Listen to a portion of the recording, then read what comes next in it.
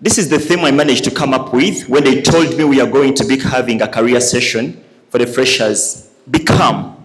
Towards be calm.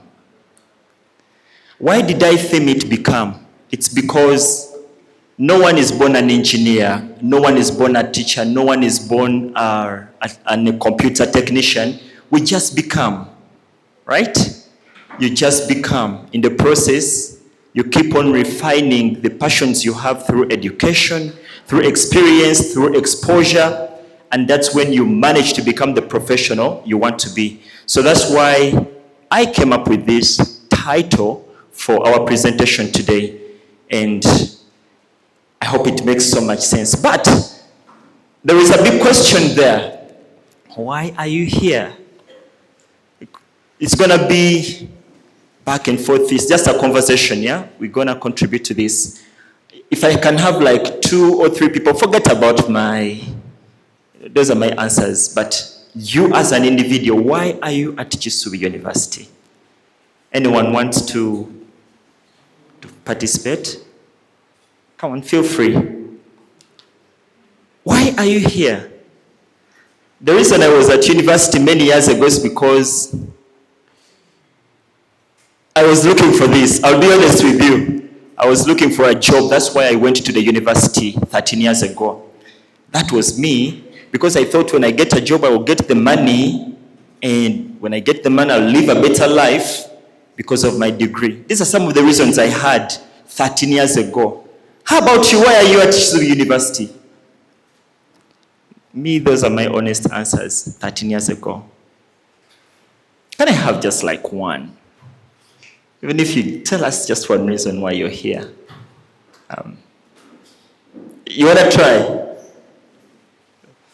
Who wants to try to tell us why they are here?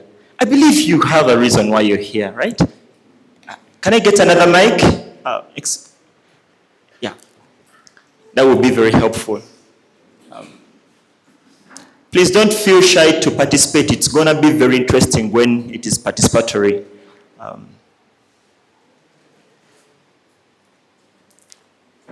Why are you here? Yes. Good afternoon. My name is Robert Steve, and I'm here because I want to become someone who will live legacy for the next generation. Let's clap for him, please. At least he was bold enough to stand up, right? And I believe you're going to fulfill your dream or your desire at this place. So these are some of the many reasons, after his reason, why some of us are here.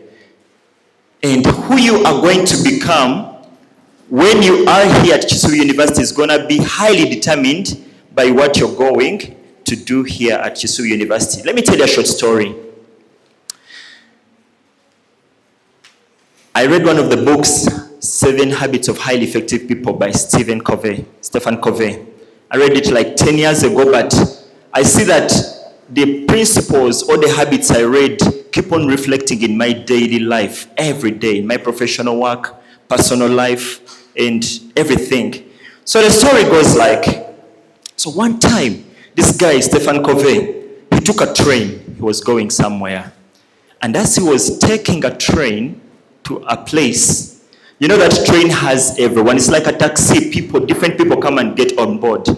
So as he was seated, a gentleman entered the train. And this gentleman had children with him. So the gentleman sat down in the train and put his head down like this.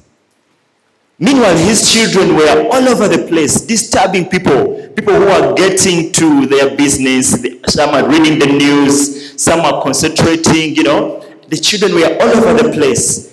And for a minute, Stephen Covey was concerned. He's like, what a reckless parent. How can you bring children on a train and you don't even tame them? How can you let them disturb everyone around? That is what was going on in his head, in the back of his mind. Meanwhile, the gentleman was doing nothing about the children. So what happened? Stephen Covey felt so concerned about the situation, and he tried to save the situation. So he told the gentleman, don't you think your children are becoming too much? And this is what the gentleman told him. The gentleman looked at him and he told him, an hour ago, I just lost my wife in a hospital. And those children are confused. They just lost their mother an hour ago. They also don't know what to do. I also don't know what to do. So the gentleman who had a judgmental attitude towards this guy, Stephen Covey, who had a judgmental attitude, he felt so sad. He felt so bad that he was actually misjudging this gentleman. And because of that, he ended up writing one of the habits that appeared in his book, the habit of paradigm shift. And that's one of the things we are going to talk about today. So he says in his book that from that time, when this gentleman spoke to him, he started seeing the world differently. He started viewing situations differently. In the first place, he was viewing with a judgmental eye, but now he was viewing everything differently. So that's why he ended up bringing a habit of paradigm shift in his book, 7 Habits of Highly Effective People. That is what is happening in the world we are living in right now. Way back, when we used to go to school, our parents used to tell us, go to school, if you study very well, you're gonna get a very good job. That was true way back then. In fact, I have a cousin of mine, she graduated on top of her class at Macquarie. So by then, Barclays Bank came for her and they gave her a job right away. She never wrote, a resume, application letter. She never all her life.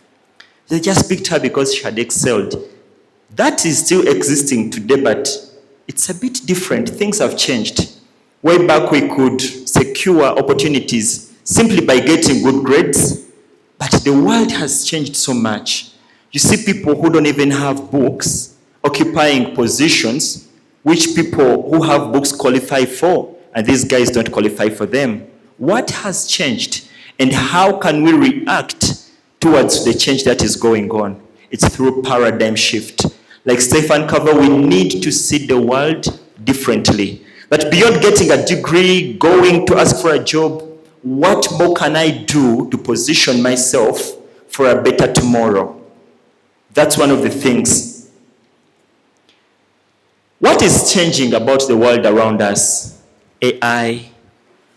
Everyone is talking AI. Automation. Automation is everywhere, where I just give the computer a command and it does everything. Way back then, everyone needed a personal assistant. A personal assistant to do everything for you, prepare everything for you. Now you do automation. It means someone is going to lose a job. A computer is going to take that job from them. Global competition. We are no longer competing with only fellow Ugandans. There are some Kenyans eyeing our jobs. There are some Tanzanians because they qualify for them. And they have the qualifications. In fact, Ugandan employers are complaining about Ugandan graduates. They're like, something wrong with our graduates today. They come to work and we still have to train them how to do their work, even after spending so many years at university. Something is changing. And people are running to Kenyans because when it comes to management, those guys are doing better than us. So you're not only competing with Ugandans, that is also another change happening. Entrepreneurship. People now are focusing more on entrepreneurship than looking for jobs. There is digital reputation. People are building digital personal brands, whereby what the digital platforms talk about you says more about you before the people out there. Like, for example, I was got here through my digital networks. That's why I'm standing before you, because of my digital reputation. Are you going to ignore it? No, you can't afford to ignore it, because there is a shift. Lifelong learning. Way back, as long as someone had their degree, that was enough for them.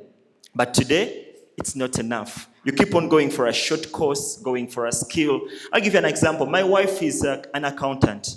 So she went back to UMI 2 years ago, and she did masters masters in financial management. And she graduated on top of her class because she's a very smart lady. But again, she has a master's in financial management, a bachelor's in accounting and finance. But guess what she's doing right now? She's a makeup artist. And some of the people are like, oh, education, yeah, musala, they just don't understand what they are talking about. You can't be a professional yet with multiple skills.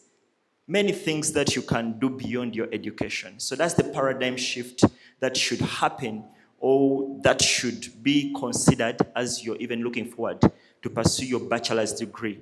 Don't only look at one thing. You're going to get that degree. You're going to secure it, no doubt. But what else are you going to have at the end of the day beyond that degree that is going to set you apart? So, in quotes, don't ask only what job will my degree get me. Ask what problem or what problems can my education prepare me to solve. Let me use an example of mine as I'm finishing to the next slide. I am an educator. I'm a business teacher by profession. But what happens, for being in class for so long, I decided to see that I'm not being impactful enough. Because God had given me so much abilities, so much giftings that I wasn't putting to work. So I realized that if I only focus on what was taught to me during my study program of a degree, I'm going to miss out on the many opportunities. So I had to try out other things, and they worked out. I tried out entrepreneurship, I tried out many other things, and everything is working now really great. Sometimes I even question, what are the next 5 years going to be like? Will I be still using my degree, or would I have learned something else? Career shift. So you need to consider that beyond your degree, what can you do? That's very important. Because these days the world is asking you, what can you do? Not which degree do you have? Because many people have degrees and they are actually not using them. But they are using what they can do. Let me give you 2 examples on this one. Dr. Solomon Chimera, we all know that gentleman, right? I love him so much. He's an amazing comedian or actor. So recently he had a podcast interview, and he was telling this interviewer that, you know what? Content creation is my main thing. Now the medical thing, that's a side thing. Imagine a gentleman who toiled 5 years to graduate as a doctor. Now he's using his degree as a side thing. Isn't that amazing? Yet he studied so hard, sleepless nights, and now he's putting it aside. But now when the world asks him, what can you do? He can tell you, I can promote your product through content creation. I can do this, I can do that. So don't be limited by your degree. Okay. Here is what the world needs. The world needs people who can create value to solve a problem. Every problem around us is an opportunity. Every problem around us is a business. Every problem around us is something that can change your life. The world needs entrepreneurs. The world needs managing directors. It needs consultants. It needs people who are going to build great teams. But the question is, when the world is asking for that person, will you be in position to take up the opportunity that will be coming? That's one thing. So I'm going to challenge you by the end of today to answer some questions after this conversation, which questions I'll be giving you, and they will greatly help you to become a better person. Way back, a degree was equals to a career. You study a degree as a teacher, and you pursue a career of teaching throughout your life. Because a career, it is something someone does for a very long time or for some time of their life. You do that thing repeatedly. Way back then, a degree was equal to a career. What did you study? I studied medicine. Okay, your career is being a doctor. What did you study? I studied engineering. Your career is an engineer. But today, it's different. You're going to find engineers doing different things. not in line of engineering. So today a degree can be equal to that career and that specific profession or not. It doesn't mean that we don't need degrees. No, please get it right. What I'm trying to say is a degree is not only limited to that specific field in which you have pursued it. When you get that right, it's going to be life-changing. Here are the questions that people ask you. What you studied? What did you study? I can tell people I studied a bachelor's degree in business studies with education. That was my bachelor's degree. Right now I'm pursuing my master's in MBA. It's MBA, Master's in Business Administration. Because I'm like, I can't be a teacher forever. Right now I feel my entrepreneurial personality is growing bigger than my teaching profession. So I now love being an entrepreneur. So I'm drifting towards entrepreneurship. And I feel an MBA is going to be a tool that is going to help me to become a better entrepreneur. So what you studied sometimes is going to tell people what you can do. May I tell people I can teach because I have a degree in education. That's one of the things that helps people to define you. Your network is also going to be very important. The things you're seeing here are the things which you need to put in consideration even when you're studying here at Kisubi University. First, you're going to get a degree. Why do you need a degree? It is going to tell people what you can do. Each one of you is pursuing a certain degree or is going to be pursuing a certain degree. But it is basically to inform people your abilities, your competencies, your capabilities. That's why you have it. Or that's why you're pursuing it. The next thing, don't only pursue a degree here, but network. Make meaningful friends. I'll be honest with you, I don't have a friend of mine I studied with at university right now that we are so tight with. But that doesn't stop you from making meaningful friendships. Please build a network of friends. So many times, your friends are going to be the key to your next opportunity. They will give you a call. You go in this place. They are looking for this person. Take your CV. You never know that call might come from your friend. So build a network. When you build a network, that network should be for the people who believe in you, people who trust in you, people who wish the best for you. So basically, your network tells that people know you and they trust you. Another thing you're going to need to do when you are here, you're going to have to build character. When you don't have character, however smart you are, however brilliant you are, there are some doors which are not going to open for you.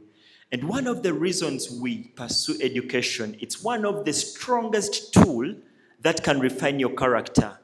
Someone educated, we expect you to reason differently, to view the world differently, do things differently.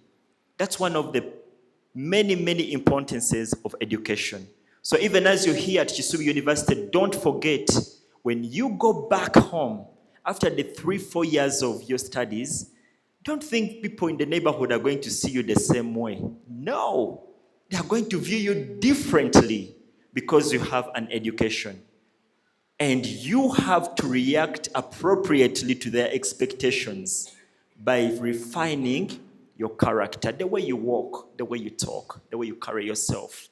And because of that, there are doors which are just going to swing wide for you to walk into. Your skills tell people what you can do. You have a degree, but what can you do with your hands? Okay, I know you have a degree, you have a transcript and a certificate, but what can you do with your hands? If people told you or asked you, what can you do? Can you tell them, okay, bring me these ABCD tools and I will make for you this? That's a question you need to ask yourself and answer yourself.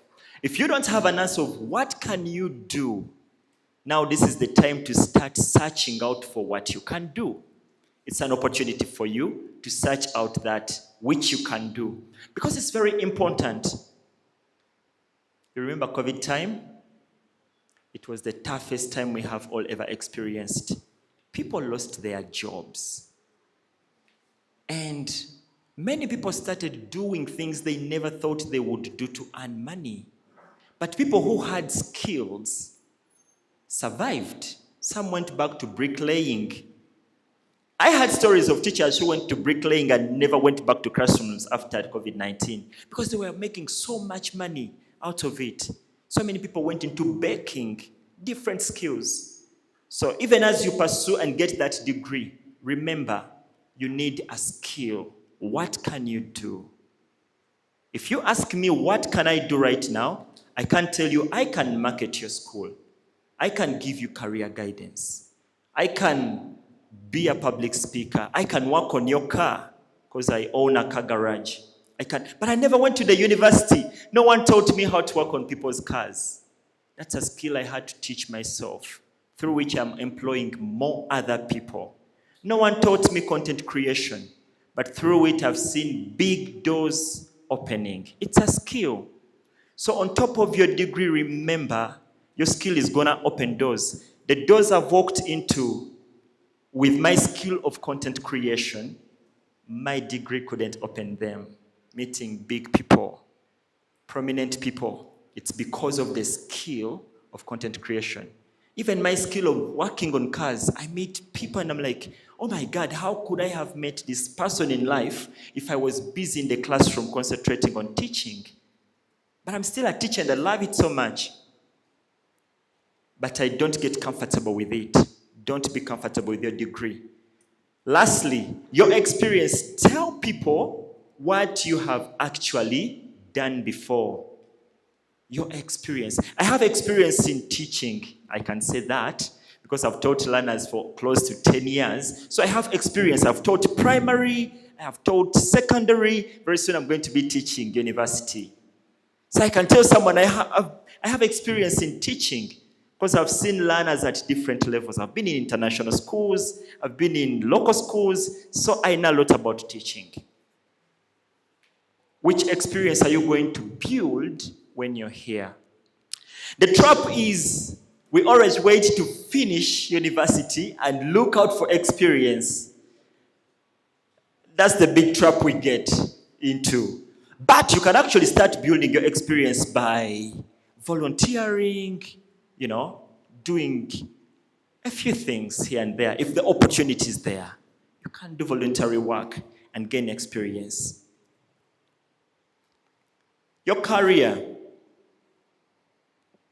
at the end of the day, becomes the value you consistently create over time. The value you consistently create over time.